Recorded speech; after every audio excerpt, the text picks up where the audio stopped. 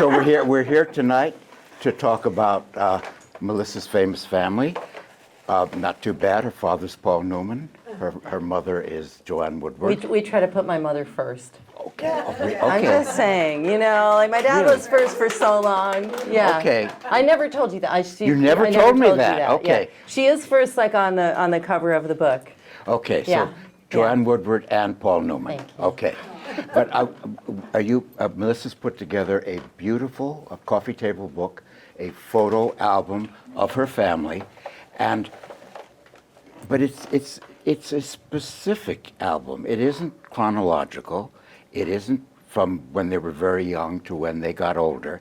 It doesn't follow the trajectory of their careers, but you had a logic in how you assemble the photos. Is that correct? Yeah, it was. We talked about, massive quantities of photographs on the walls of our home. My father used to walk around with mouthfuls of nails, and every place we ever lived had those walls. And when people come in, they get completely lost. Someone will go to the restroom and you won't see them for an hour. And like the only picture I had of my parents, we were living in a house in Fairfield, and when we had babies, and the only two pictures I had of my parents, one was from, I think it was Ombre. But it's my dad riding hell-bent for leather on a horse, like towards the camera like this. And the other one was of my mother and the stripper wearing nothing but fishnet stockings and balloons.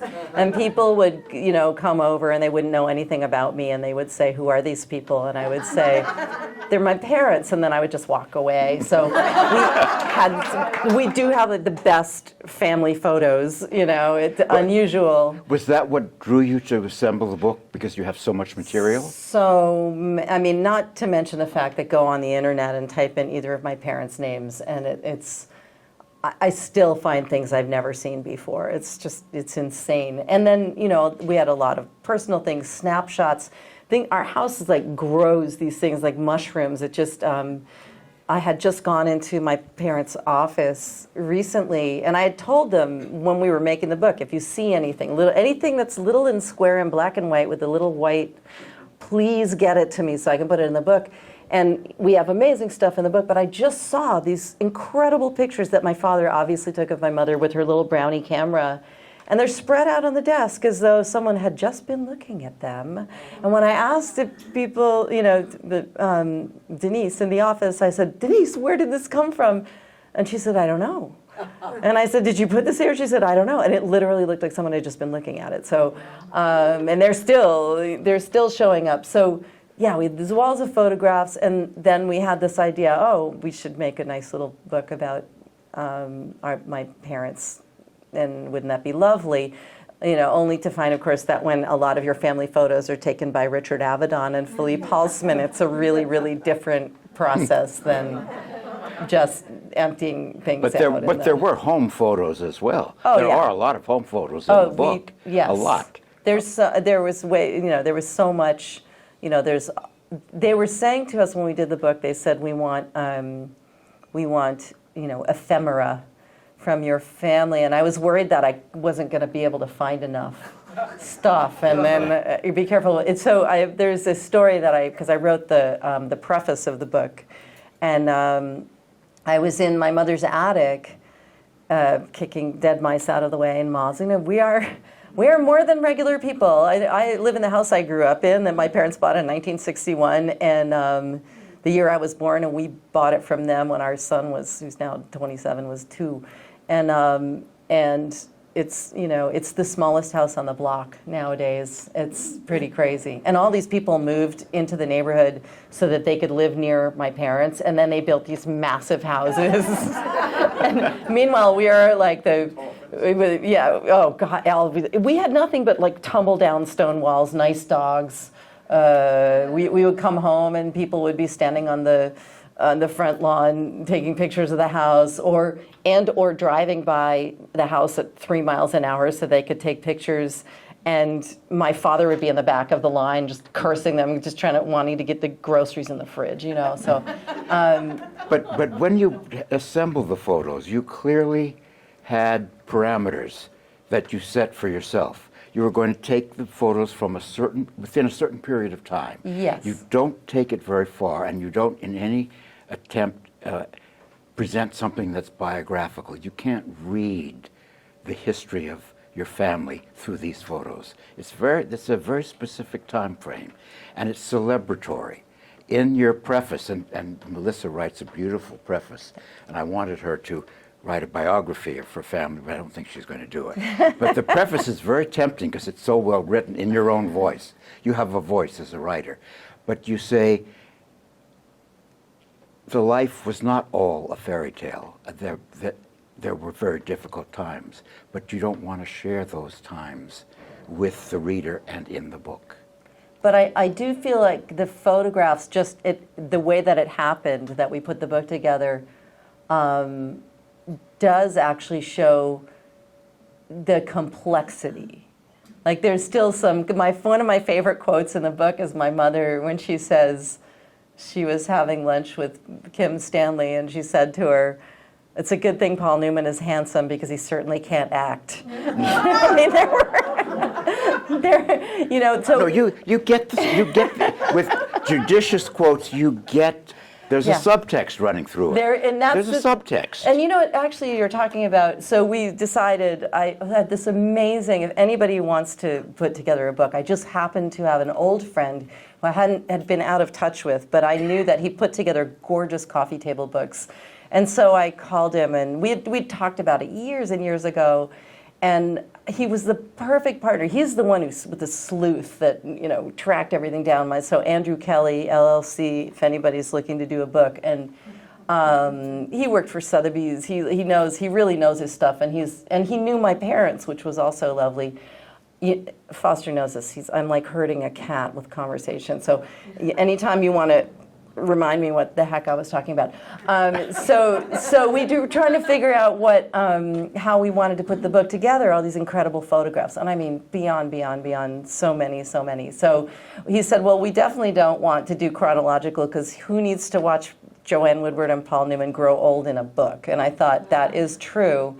Anybody could do that. And then we were thinking about different ways that we wanted to put the photographs together. And it was his idea. He said, why don't we just make an art book? Why don't we just make an art book? And then we'll figure it out as we go along, what photo comes next. And so what we ended up doing was, I said, well, I always think with marketing, it's rather than beating someone over the head and saying, buy this product, if you come at it sideways and you show something unrelated and you make people have to think a little bit. And what I really like is, I like the fact that when we put the photographs together, that we found themes that were almost subliminal, so that when you go from one page to another, it's not obvious always why one photo follows another. But I said what I wanted it to be was almost sort of like when you look and you're like, well, why does this go with this? Oh, the hat, or oh, a gesture, or oh, a negative space, or texture, and then again, why the text, the text is only quotes from my parents about each other. But those quotes tell a story, cumulatively. Yes. And they tell a story about a competition between your parents in the acting department. Well, there was no competition really, because my father would have given it to my mother every time. I mean, the fact of the matter is, he knew that my mother was born to be an actor. And he wasn't. He says that about himself. Yeah, he wasn't. He was an Ohio frat boy. Came from a family that was Ohio sort of punny. They had that very punny sense of humor. They were very, but also very educated. Ohio, Jewish, educated, intellectual, but also just, they ran the sporting goods store, and that's what he was supposed to do. My dad sold Fuller brushes, he sold encyclopedias door to door. They really wanted him to come home and run the store. But you have a quote from him that says, I really wasn't by nature good at anything. Yes. That I had to learn to be good at things, and I had to work to become a good actor. Yes. Whereas for your mother, she was came brilliant. Out wearing, she always said I was born with tap shoes on. Yeah. She was brilliant from the beginning. Her mother had the ring, her hair, but there's something else that comes through in the book that is subliminal, but it hits you ultimately. Your father always looks like Paul Newman in every shot, Well, unmistakably. yeah. Your mother changes from page to page, and I would have to look sometimes and say, is that Joanne Woodward? It looks like Marilyn Monroe or Sherry North. It looked like other people. But She your was a father is chameleon. unmistakable Paul Newman in each shot. To his chagrin. And he always said that his epitaph would read, "Here lies Paul Newman, who died of failure because his eyes turned brown." Poor thing. Poor man. Oh, and you were talking about that quote that I wasn't good, I wasn't good at anything. I wasn't naturally talented at anything. And we paired that with a photograph of like one of them. We chose sometimes iterations of photographs that are familiar, but on the contact sheet we would choose an unusual. But we paired that with a stunning photograph of him. Earlier, I wasn't really good at anything. I had to work really hard, And he looks absolutely perfect. And the quote about where my mother says it's a good thing Paul Newman is handsome because he certainly can't act. We paired it with a photo by Philippe Halsman of my mother helping my father do a headstand. And you have to see. We really. Like, there's a place where we paired a beautiful photograph that my father took of my mother. She's asleep on the couch and she's got the dog in her arms. And that's, from the 80s, is like 87. And we paired it with a headshot from the 50s. And when you look at it, you think, but you get it. She has the same hairstyle. And the palette is the same. So what I liked about the way it ended up, and I also think given the modern sensibility, our attention deficit, we all, is that the book ends up looking a little bit like an Instagram feed because you never know what's going to be on the next page, which was just a happy accident. That it's unpredictable. So every page is different. But Melissa, there's so many stories that could be developed. Are you going to write more about your family, or is this it? I'm 62. I'm working on an apocalyptic novel, just like everybody else in the room. But I mean, I'd like to take a whack at the biography that came out, which I just thought that the editors settled on a really dark narrative. It's not the book I would have done, and I'd like to take another whack at that. And your father's memoir, all the transcripts, and really put them together and include all these other voices and all these. You're talking about the memoir, yeah, the memoir, yeah, which you thought was too dark a spin. I personally felt that way. I mean, it's not uninteresting, but it's not the book that I would do. But I'd have to. Since the Knopf owns all the material, I think I just would be a vanity project. I thought what would be amazing would be to combine that and photographs and have a really amazing book, beautiful, high quality book. And so I mean, that would be really amazing. But, Do you think the public has a right to know everything about your family? At this point, I don't really see why not. I mean, the reason that, we talked about the fairy tale of romance, and, and if there's a lot of actors in the room, I'm assuming several. I already know there's a few.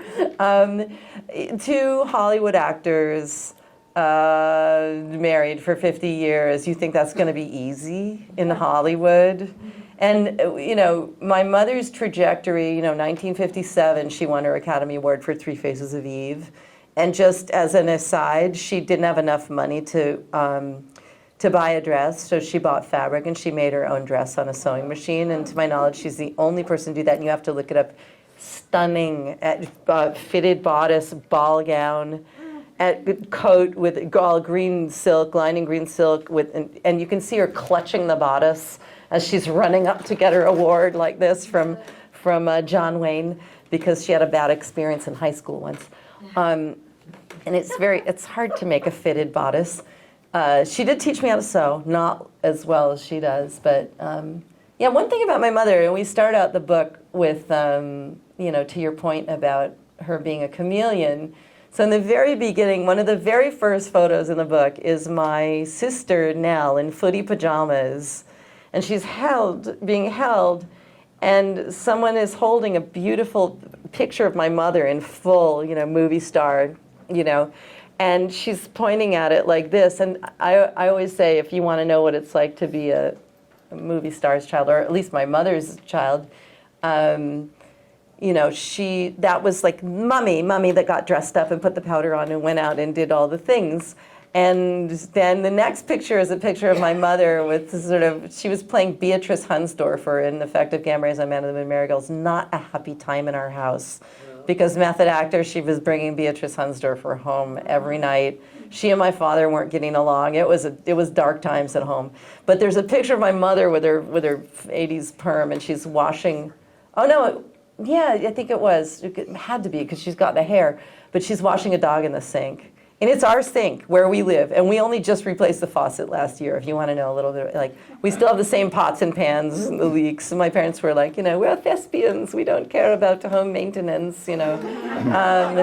And a good story, when my dad was at the house that we live in now. I was just looking at the beam. So, interesting fact about the house. I'm trying to remember the name of it was a set designer who lived, because in Westport there were a lot of theater people and a lot of writers. That's why my parents loved living there.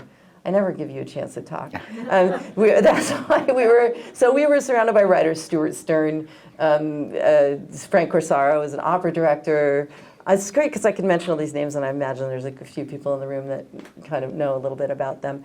But I was looking at the beam that's like chestnut beam. It was an old barn and everything, and it's got a crack in it. Like, we shouldn't even be we could never put a pool table upstairs.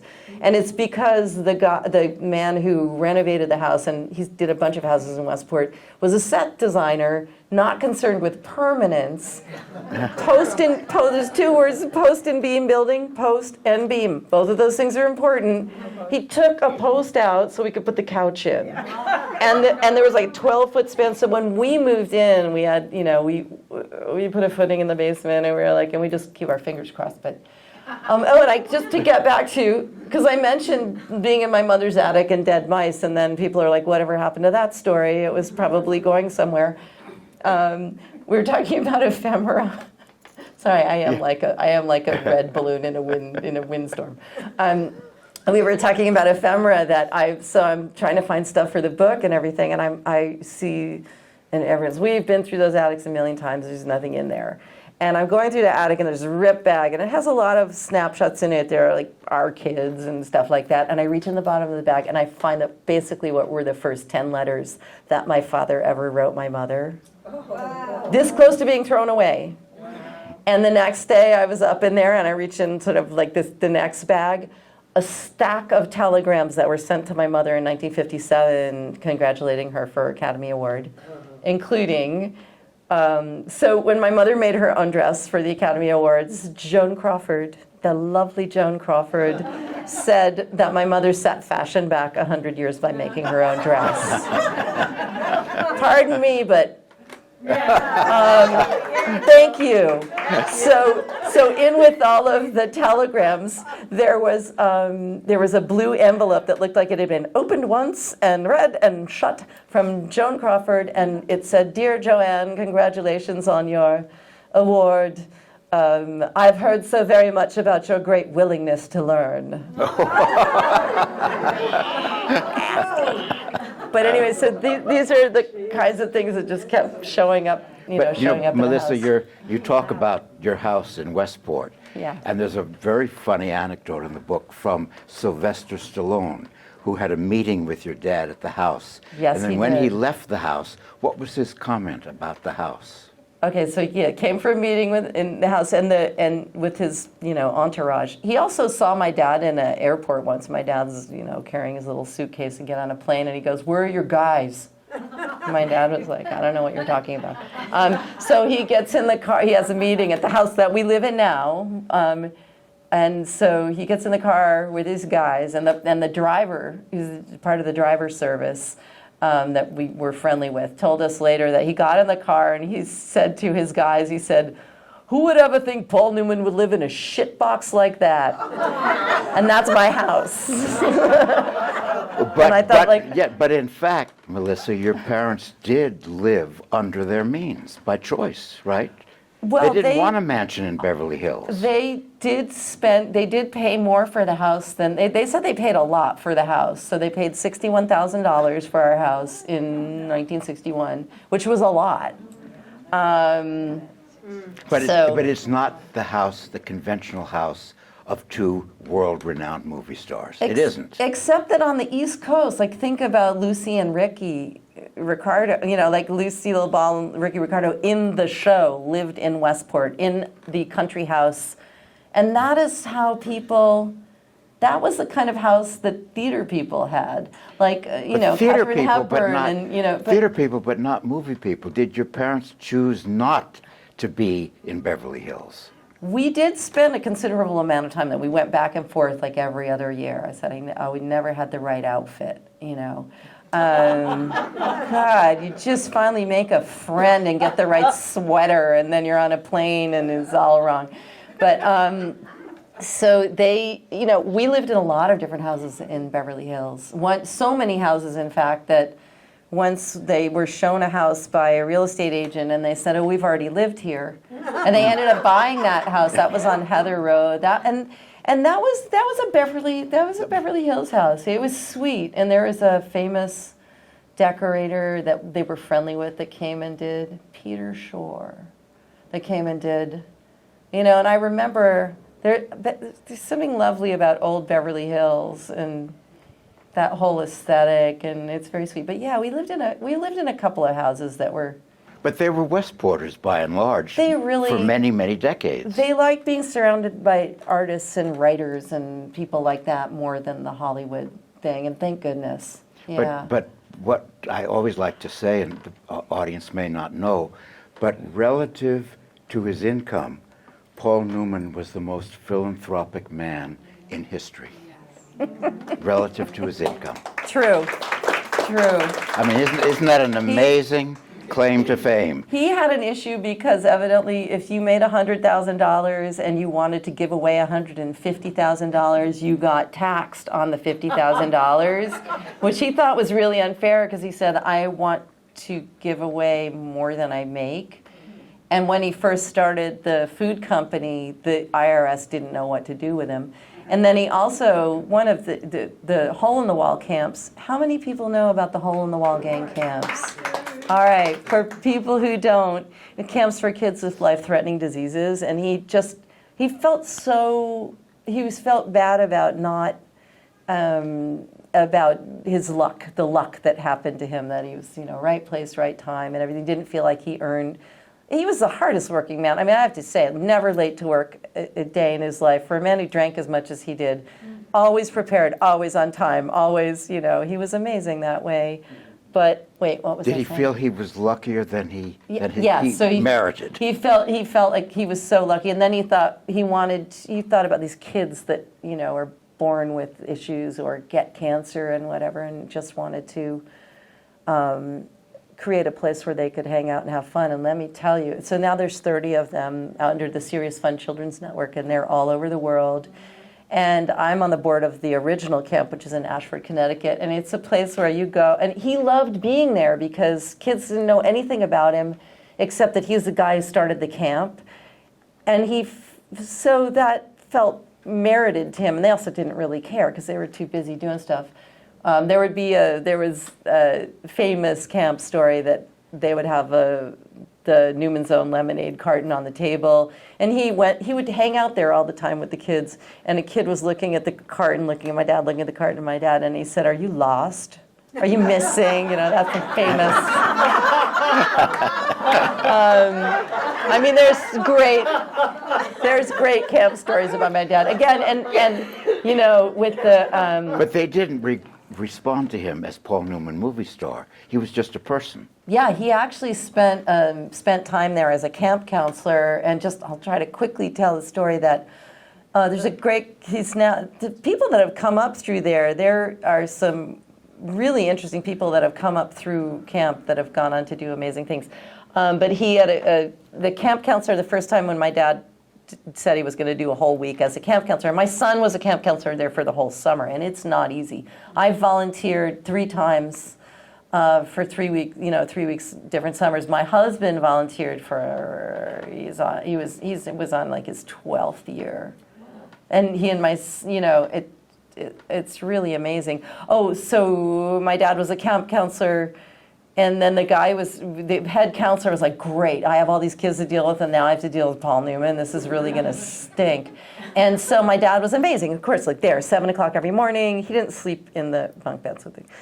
I did. And then he would stay in his cabin, but 7 and 10 o'clock he would leave. So there were early birds. He was supposed to be there for kids that got up really early, and he said, where do you want me to be? And they said, early birds tomorrow is going to be fishing. And he said, great, I'll see you there. Just let me know if any kids are coming or if they're not coming, whatever. And the counselor woke up and realized like no kids wanted to go, so he went back to sleep, and he woke up at like 8 o'clock or something like that and went, oh, Paul Newman is waiting for me at the fishing dock. And he said he ran over there in a golf cart, and my dad was like waiting there, and I picked like all the best fishing rods and had them all lined up for the kids, and the kids hadn't shown up because he forgot. I know, he was, and I'll tell you, best granddad ever. I mean, so we lived right next door to them. They moved into my grandparents' house. We have a footbridge, which is quite elaborate because the town kept dogging my dad. He wanted to just make a little bridge to replace the bridge, and they kept saying 50-year high water mark, and my dad's like, fine. And they're like, take it back, 100-year high water mark, and dad's like, fine. So we have this thing, sort of like the Golden Gate Bridge, but like it's a footbridge. And so we, for 12 years until my dad passed away, we had like just dreamy back and forth. The kids would just run. A lot of the people that were there when I was growing up, that worked for them, were still there. It was just it was extraordinary. And my mom would, they'd go spend the night, and my mom would have them in the bathtub and then making cookies and all kinds of stuff like But there's an anti-movie store streak in your home, and it's borne out by Melissa's husband. She married somebody that her parents could never have expected. So tell us about your husband. Okay, so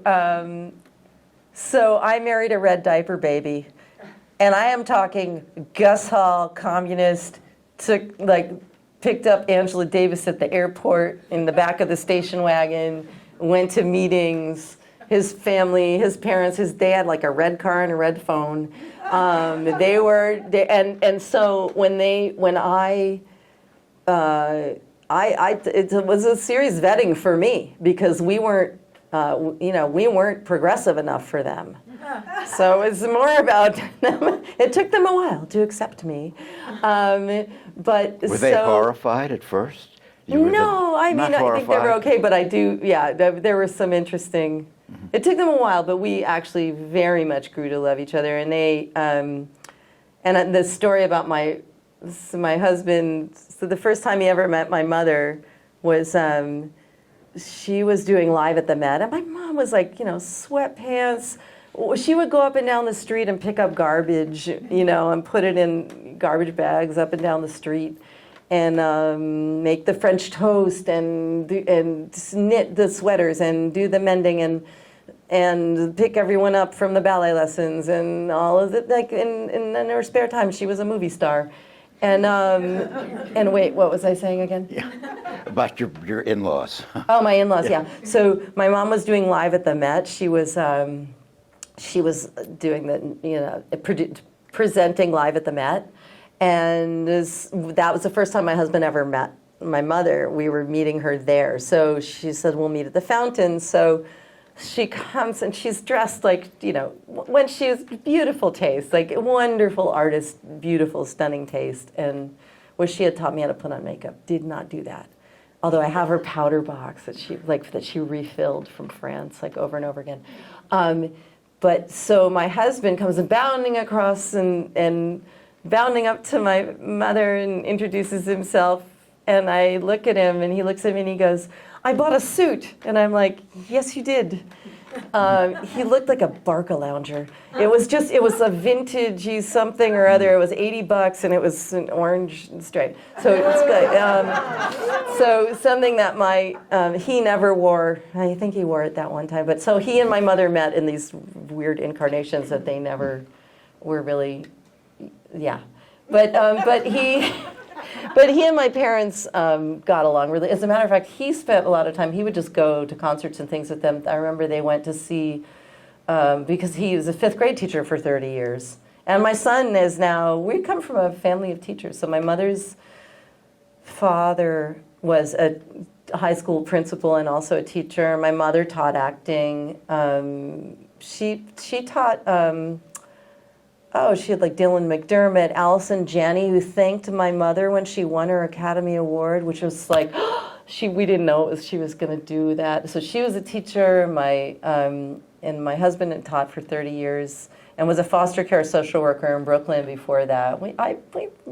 They loved him. And now my son is teaching 8th grade math in Harlem to kids that literally just like were in the country for 5 days. And so he's amazing too. So we carry on the tradition. But there's been a lot of material about your family, the TV show, and then your father's memoir, and now your book. Was there some conversation among the children that we want to preserve our parents' legacy? Did you and your family have some talk about, we're worried maybe that our parents' legacy is not going to be honored and we're going to honor it? Yes, I think the original idea, especially with the book, with the transcripts, was that the fairy tale it's first of all, it's a little boring, a little predictable. I mean, we all need a hero and we all need to know, but I think it's more interesting to say that the inexorability of their relationship, and that's really what the photography book is about. Through thick and thin, they were the last people that they wanted on the island, and that's really what we wanted to show with this book. And it was complicated. It's way more interesting. They were two complicated people. My mother was mercurial. My father was, I'll just say that in Hollywood they say if you can survive the first year and the first infidelity, you're in good shape, So life was hard, It was, they were in spite of. And they stayed together because they respected each other. My mother won her Academy Award in 1957. And my father then immediately, and like he wasn't even there yet, immediately eclipsed her in a massive way, as we know. And we felt like he really spent the rest of his life trying to find projects to prove to the rest of the world how extraordinary she was. And that's why you have Rachel, and Effective Gammarism and Marigolds, Mr. and Mrs. Bridge. He loved directing her. And in spite of everything, whatever other women were throwing themselves at him, and God knows, we had those weird experiences where the whole family's at a table and one woman comes up to my mother. I'm like, kids at the table, and a woman comes up to my mother and looks at my mother and looks at my father and looks at my mother and goes, "Can I kiss him?" And I'm like, I'm surprised my mother didn't punch somebody. I think she wanted to. But was it distracting having movie star parents growing up for you kids? It really messes with your ego development. It's a really windy road with the ego development. That's why sometimes people will introduce me and say, Melissa Newman, former actress, and I'm like, no, every other art, but not acting. And in my Wikipedia, I am conflated with these other Melissa Newmans, one of whom, and I do get fan mail saying I would like your autograph because I really loved your work in Perry Mason and on Bonanza. And let's be clear, I feel bad for the other Melissa Newman because that was not me. So I'm a visual artist, I'm a singer, I'm a writer, I am anything but, because that would have been, why would I do that to myself? You wouldn't go into acting. We all took it. I mean, a lot of us studied. I studied with Phil Gushy from the Neighborhood Playhouse for a couple of years, and it was helpful. But yeah, it definitely made me know that I didn't want to do it. Was it distracting seeing your father sometimes? He was sort of inhumanly good looking. I mean, beyond. It was this perfect profile and perfect face. I think that happens when I look at photographs. I don't think it happened when I looked at him per se. But I think the images, I mean, it is absurd. His cousin, Robert, once, another, brilliant Ohio genius, his cousin Robert once said, he sent him a postcard from Greece of a Greek god saying, "I didn't realize you had so many relatives here." And it really is like you'll be in the what is it, the Capitoline Museum in Rome, and I'll be like, mm-hmm. Well, Melissa, the film your father just didn't like, but I did. I can't even believe that you. The Silver Chalice. I love it. I don't care what anybody says. You're like the only. I'm the only human being in the world that loves. Chalice, I love it. I stand by it. It's a beautiful film. But he looks like a Roman coin come to life. He does, in except that with film. really skinny legs, and I think that's what really bothered him. He said he did not like. He's like he would show that film, and then he would give everyone popcorn to throw at the screen and pots and pans to bang on. Yeah, and you really are. I mean, I understand that the design of it was spectacular. Spectacular. But he was, the toga was not a good look for him.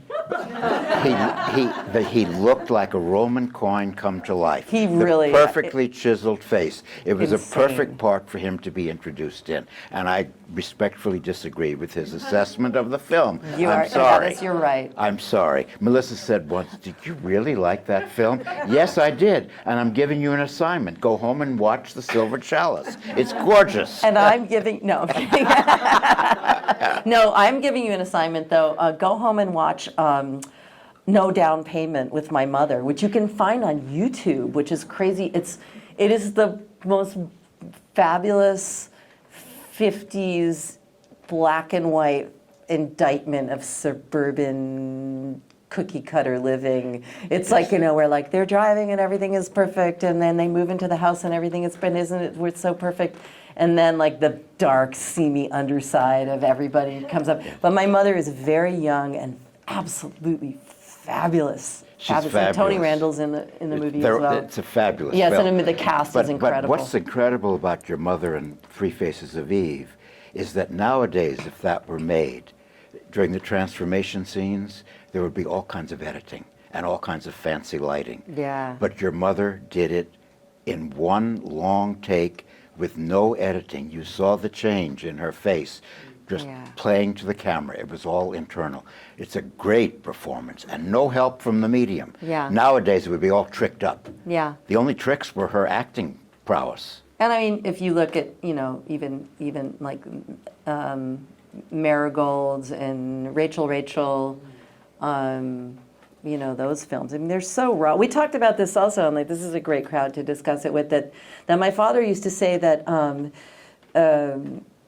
that later on when he was working, it's like people would come, they would do their job, and then they would, they would do their acting job, and then they would leave. And he said, back in the day, it was more coming up from the theater that, you'd do the work, and then you'd barbecue together, and you'd discuss the work, and you'd analyze, and you'd tweak, and you'd come the next day, and it was people coming together to make a piece of art. And that's really, Rachel, he always said that was, he filmed it in Connecticut. It was really local. Stuart Stern, I just want to give him a shout out, because Stuart Stern, who wrote the screenplay for Rebel Without a Cause, and for Sybil, and for Summer Wishes, Winter Dreams, and Stuart was a magical person. My middle name is Stuart. My son's middle name is Stuart. Stuart was my sister's godfather. He was one of my closest friends. He passed away many years ago. But he met my father 12 days before my father met my mother, and then fell in love madly with my father, and then became insanely jealous of my mother, and then became best friends with my mother. And my dad said this happened all the time. He said, your mother would steal my friends, and then they would become her friends. But I always thought that their relationship was out of the frustration. They shared the frustration of loving my father, who I can't say, to me, I look at my father always my whole life I looked at him as this fragile, tender person that just thinking about him and what he dealt with could make me cry, because I just always felt like there was something so fragile about him, and there was something so strong about my mother. Oh wait, so Josh, you help me. Where was I going? Yeah, I didn't. Like so many stories happening. It was Stuart's turn. Thank you, thank you. So Stuart. So madly in love with both my parents, really, and actually he objectified my father in the same way that my father's mother objectified him just because he was beautiful. And Stuart would imbue my father with this intellect and all of this, My father was often, you can see this in the transcripts because Stuart did all the interviews for the transcripts, and they took Stuart out in the book. I would have left him in because my father is frequently responding to Stuart and Stuart would say, Paul, tell me about the dark, the intellectual, I want to hear. And my father would say, Stuart. And you could tell what was coming. And he'd be like, I didn't have any of those things. I was looking, when I was in the Army, I was just looking to get drunk and get laid. And that was it. There was no heroism. And so there's a lot of pushback. And when you take Stuart out, my dad just sounds grumpy without Stuart. But Stuart was also a beautiful artist. He was my heart and soul. He's gave me permission to believe in magic and fairies for my whole life. And I that's for real. DIY spirituality, God love it. But so he was an incredible photographer. And so many family photos that are hanging on the wall that are so beautiful are taken by Stuart. And he was also an amazing archivist. So we found, we had entire envelopes for the beautiful shots of my parents, and he was their beard because my parents had an affair for quite some time. My father was married before, had 3 children. His wife Jackie Witt wanted to be an actor, so really heartbreaking and a lot of collateral damage. And they were escaping the Midwest, and did what people do. They got married and they had children, and I like to think they probably wouldn't have stayed together. And when my father met my mother, it was just like a train wreck. That was like, forget it, game over. So Stuart, there are pictures in there that Stuart took, and when you look at the dates, and you're like, oh, and you look at the dates of the letters my dad wrote my mother, and I have quotes from the letters. One of them is it goes something like, I love you so. I will lock myself in an abandoned water closet and pray in silent communion to your soul. I love you so very much. And that was right in the beginning. And the letters are amazing. And I couldn't just print the letters and put them in there. I thought I'll just put them in, and then I would be reading them, and I'd say this is so charming. Oh dear, So I have extensive quotes, but not the whole thing. I want to conclude with two things. Wait, Yeah. and just the cover photo. Also, if you take the paper cover off the book, I just said I don't want any text, I don't want my name, I don't want anything. So it's just the photo, 2 iterations of these photos that Stuart Stern took of my parents that are just that's all I'll say. And we have the contact sheet printed on the inside. And the photographers were so generous when they found out who it was for. So people were so lovely to us. So. But speaking of sighing, I knew Piper Laurie, who appeared with your father in one of his best films, The Hustler. Yeah. And she told me that when she first was doing scenes with your father, his blue eyes were so mesmerizing she couldn't focus on her work. She couldn't concentrate. She couldn't be in the character or the scene. But your father saw that. He got it, and he put her at ease. Yeah. He found a way of getting her off Paul Newman and playing to the character. And all he wanted to do was be a character actor. Yes, but she said you look at the parts he chose. She couldn't focus. That his beauty took her breath away. And then the other thing is, I saw your father in his last performance on Broadway in our town. Yeah.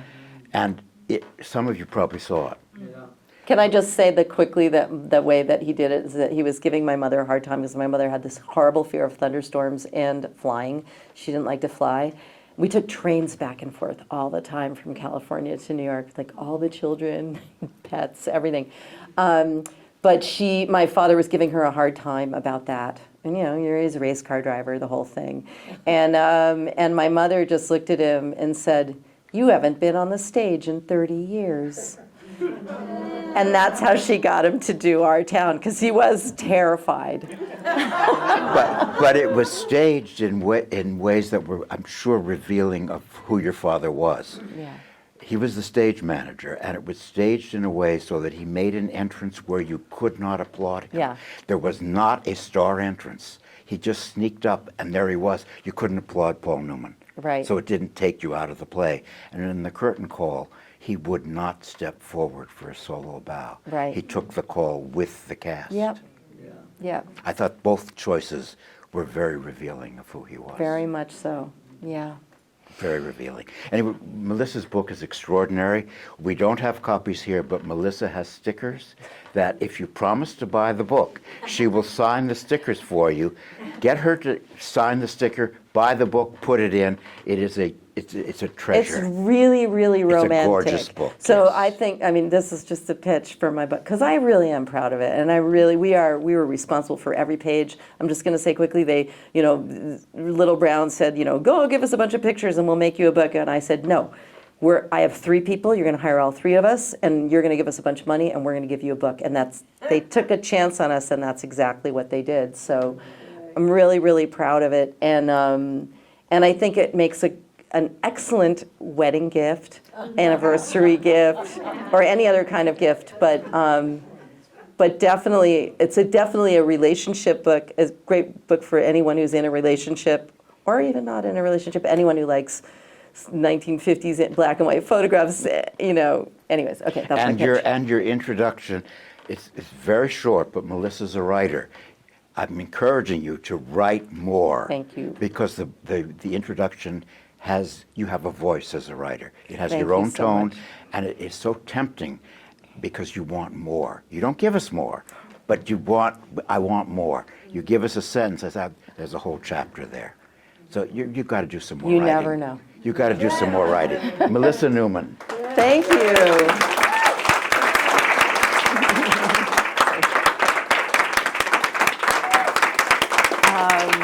Thank you so much.